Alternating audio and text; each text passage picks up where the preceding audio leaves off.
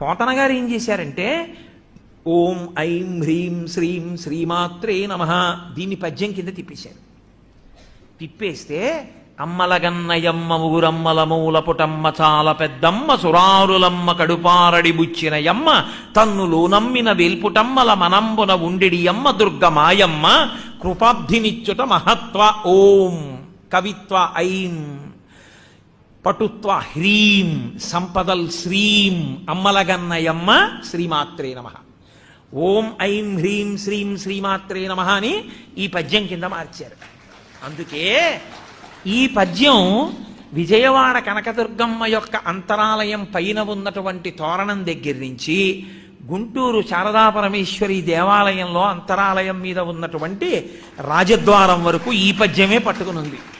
ఎందుకు పోతన గారు భాగవతాన్నంతా ఆంధ్రీకరించినా ఇంకొక పద్యం రాయకుండా అమ్మవారి ముందు ఈ పద్యమే రాయడానికి కారణం ఏమిటంటే బీజాక్షరాలతో చెప్పాలి అంటే కొంత అధికారం ఉంటేనే చెప్పాలి.